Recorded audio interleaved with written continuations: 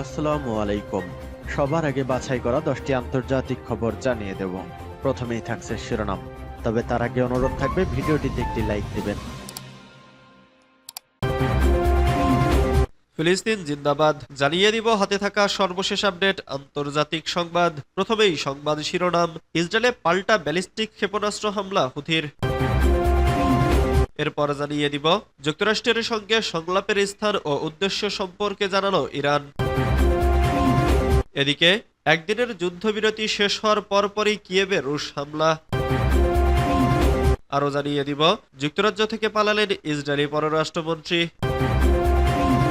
সর্বশেষ জানিয়ে দিব সিরিয়ার প্রেসিডেন্টের সফরের বিরুদ্ধে ইরাকি রাজনীতিকদের হুঁশিয়ারি। এতক্ষণ শুনছিলেন সংবাদ শিরোনাম, এবারে বিস্তারিত। তবে অনুরোধ থাকবে ভিডিওটিতে একটি লাইক করবেন এবং কমেন্ট করে জানিয়ে দিবেন কোন জেলা থেকে আপনি আমাদের এই ভিডিওটি দেখছেন। আলহামদুলিল্লাহ, ইসরায়েলে পাল্টা ব্যালিস্টিক ক্ষেপণাস্ত্র হামলা হুথির। মার্কিন বাহিনীর বিমান হামলার জবাবে ইসরায়েলের প্রধান বিমানবন্দরকে লক্ষ্য করে পাল্টা ব্যালিস্টিক ক্ষেপণাস্ত্র হামলা চালিয়েছে ইয়েমেনের হুথি বিদ্রোহীরা। শুক্রবার এক ঘোষণায় এ তথ্য জানান ইয়েমেনের সশস্ত্র বাহিনীর মুখপাত্র ব্রিগেডিয়ার জেনারেল ইয়াহিয়া সারি। খবর আনাদোলু এজেন্সির। তিনি বলেন, জুলফিকার ব্যালিস্টিক ক্ষেপণাস্ত্র ব্যবহার করে ইসরায়েলের বেনগুরিয়ন বিমানবন্দরে একটি সামরিক ঘাঁটি লক্ষ্য করে হামলা চালানো হয়েছে। টাইমস অব ইসরায়েলের প্রতিবেদনে বলা হয়, ক্ষেপণাস্ত্র হামলার জেরে মধ্য ইসরায়েল ও জেরুজালেম এলাকায় সতর্ক সংকেত বেজে ওঠে। তবে লক্ষ্যবস্তুতে আঘাত হানার আগেই ইসরায়েলি প্রতিরক্ষা বাহিনী ক্ষেপণাস্ত্রটি ধ্বংস করে ফেলে। হুথি মুখপাত্র আরও জানিয়েছেন, ইসরায়েলের পাশাপাশি লোহিত সাগর এবং আরব সাগরে টহলরত মার্কিন এসকর্টিং যুদ্ধজাহাজ সহ দুটি মার্কিন বিমানবাহী রণতরী লক্ষ্য করে হামলা চালানো হয়েছে। এছাড়া একটি মার্কিন MQ-9 ড্রোন ভূপাতিত করা হয়েছে। বিবৃতিতে ইয়াহিয়া সারি বলেন, যুক্তরাষ্ট্র যদি হামলা অব্যাহত রাখে তাহলে পাল্টা হামলাও বাড়বে। হুথিরা এই ক্ষেপণাস্ত্র হামলা এমন এক সময় চালালো যার মাত্র কয়েক ঘন্টা আগে মার্কিন বাহিনী ইয়েমেনের উপকূলীয় হোদাইদা শহরের কয়েকটি বন্দরে বিমান হামলা চালায়।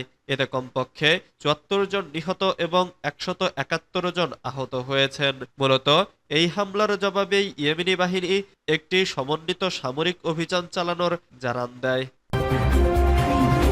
যুক্তরাষ্ট্রের সঙ্গে সংলাপের স্থান ও উদ্দেশ্য সম্পর্কে জানালো ইরান। ইরান যুক্তরাষ্ট্র পরোক্ষ সংলাপের পরবর্তী পর্ব ওমানের রাজধানী মস্কোতে অনুষ্ঠিত হবে বলে জানিয়েছে তেহরান। একই সঙ্গে এই আলোচনার মূল বিষয় হবে পারমাণবিক ইস্যু ও নিষেধাজ্ঞা প্রত্যাহার বলেও উল্লেখ করেছে দেশটি। ইরানের পররাষ্ট্র মন্ত্রণালয়ের মুখপাত্র ইসমাইল বাগাই সোমবার তেহরানে অনুষ্ঠিত সাপ্তাহিক সংবাদ সম্মেলনে এসব তথ্য জানান। তিনি বলেন, আলোচনার পরবর্তী রাউন্ড মস্কোতে অনুষ্ঠিত হবে এবং এটি হবে যুক্তরাষ্ট্রের সঙ্গে পরোক্ষ আলোচনা। বাগাইয়ের ভাষায়, এই আলোচনার উদ্দেশ্য হল পারমাণবিক কর্মসূচি ও নিষেধাজ্ঞা তুলে নেওয়া। আমরা বিশ্বাস করি এবং এটাই বাস্তবতা যে এই দমনমূলক নিষেধাজ্ঞাগুলোর কোনো ভিত্তি নেই। পারমাণবিক কর্মসূচি প্রসঙ্গে তিনি বলেন, ইরানের শান্তিপূর্ণ পারমাণবিক কর্মসূচি নিয়ে উদ্বেগের কোনো কারণ নেই। তবুও এ নিয়ে বিগত কয়েক দশকে যেসব নিষেধাজ্ঞা আরোপ করা হয়েছে সেগুলো অবৈধ, অন্যায্য ও নিষ্ঠুর। ইরানি পররাষ্ট্র মন্ত্রণালয়ের মুখপাত্র জানান, দুই দেশের একটি বিশেষজ্ঞ পর্যায়ের কারিগরি বৈঠক মস্কোতে অনুষ্ঠিত হবে। উচ্চ পর্যায়ের এই বৈঠকটি উইটকফ ও আরাগচির মধ্যে অনুষ্ঠিত হবে। তিনি বলেন, মস্কোতে বুধবার যে বিশেষজ্ঞ পর্যায়ের বৈঠক হবে সেটিতে উভয় পক্ষের অবস্থান বিস্তারিতভাবে আলোচিত হবে। এদিকে রিয়াদের ভূমিকা সম্পর্কে প্রশ্নের উত্তরে বাগাই বলেন, আমাদের প্রতিবেশী দেশগুলোর সঙ্গে সম্পর্ক সম্ভাবনামূলক নীতির ওপর ভিত্তি করে গঠিত। আমরা আঞ্চলিক সব দেশের সঙ্গে ঘনিষ্ঠ যোগাযোগ বজায় রেখেছি এবং এসব পরামর্শ ও সংলাপ থাকবে। একদিনের যুদ্ধবিরতির শেষ হওয়ার পরপরই কিয়েভে রুশ হামলা। ইস্টার উপলক্ষে রাশিয়ার রাষ্ট্রপতি ভ্লাদিমির পুতিনের ঘোষিত 30 ঘন্টার অস্ত্রবিরতি শেষ হওয়ার পর বেশ কয়েকটি অঞ্চলে রাশিয়ার ড্রোন হামলার খবর দিয়েছে ইউক্রেনের সামরিক বাহিনী। সোমবার 21 এপ্রিল ভোরে ইউক্রেনের মাইকোলাইভ শহর বিস্ফোরণে কেঁপে ওঠে। কিয়েভ ও দেশটির পূর্বাঞ্চলেও বিমান হামলার সতর্কতা জারি করা হয়েছে। ব্রিটিশ সংবাদ মাধ্যম BBC এ খবর জানিয়েছে। কিয়েভ ছাড়াও পূর্বাঞ্চলীয় খেরসন, দিনিপ্রো পেত্রোভস্ক, চেরকাশি, মাইকোলাইভ এবং জাপোরিঝিয়া অঞ্চলেও বিমান হামলার সতর্কতা জারি করেছে ইউক্রেনের বিমান বাহিনী। বাসিন্দাদের ড্রোন হামলার আশঙ্কায় কাছের আশ্রয়কেন্দ্রে যাওয়ার আহ্বান জানায় স্থানীয় কর্তৃপক্ষ। কিয়েভের সামরিক প্রশাসন স্থানীয় সময় ভোর ৪টা ৪১ একটি সামাজিক যোগাযোগ মাধ্যমে দেয়া এক পোস্টে বলেছেন, আমরা শহরের বাসিন্দাদের অবিলম্বে নিকটতম আশ্রয়কেন্দ্রে যেতে এবং সতর্কতা শেষ না হওয়া পর্যন্ত সেখানে থাকার জন্য অনুরোধ করেছি। দক্ষিণাঞ্চলীয় শহর মাইকোলাইভে মেয়র আলেকজান্ডার সেনকেভিচ জানিয়েছেন, বিস্ফোরণের শব্দ গেছে, তবে তাৎক্ষণিকভাবে কোনো হতাহতের খবর নিশ্চিত হওয়া যায়নি। রাশিয়ার সেনাবাহিনীর এই হামলার বিষয়ে কোনো মন্তব্য পাওয়া যায়নি। রবিবার ইউক্রেনের কোনো বিমান হামলার সতর্কতা না থাকলেও ইউক্রেনীয় বাহিনী রাশিয়ার নিজস্ব যুদ্ধবিরতি লঙ্ঘনের প্রায় ৩,০০০টি লঙ্ঘনের খবর দিয়েছে।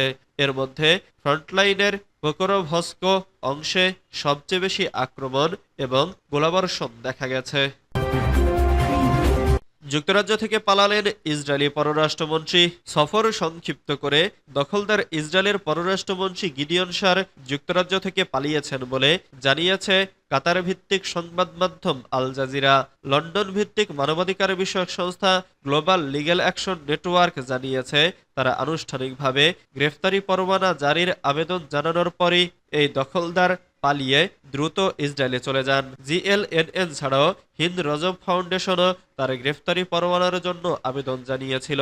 ইসরায়েলি মন্ত্রীর পালানোর ব্যাপারে মানবাধিকার বিষয়ক সংস্থা global legal action network micro blogging site এক্সে বৃহস্পতিবার ১৭ এপ্রিল একটি পোস্ট দেয়।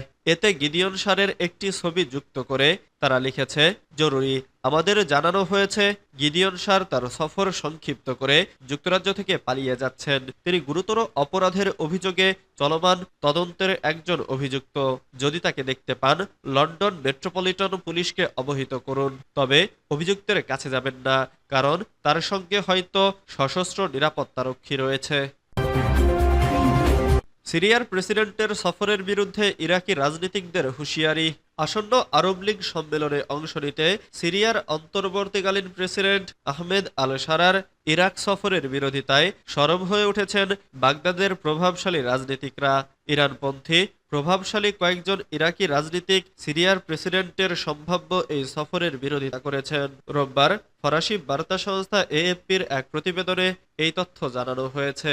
চলতি সপ্তাহের শুরুর দিকে ইরাকের প্রধানমন্ত্রী মোহাম্মদ শিয়া আল সুদানি বলেছেন, আগামী ১৭ মে রাজধানীতে অনুষ্ঠিতব্য আরব লীগ সম্মেলনে অংশ নেওয়ার জন্য সিরিয়ার প্রেসিডেন্ট আহমেদ আল সারাকে আমন্ত্রণ জানিয়েছে বাগদাদ। এএফপি বলেছে, ২০২৩ সালে যুক্তরাষ্ট্র নেতৃত্বাধীন আগ্রাসনের পর আল কায়দার সঙ্গে সংশ্লিষ্টতার অভিযোগে কারাবন্দী হয়েছিলেন তৎকালীন সিরিয়ার বিদ্রোহী নেতা আহমেদ আল সারা। তিনি যদি আরব লীগের সম্মেলনে অংশ নেন, তাহলে সেই ঘটনার পর এটিই হবে ইরাকে তার প্রথম সরকারি সফর।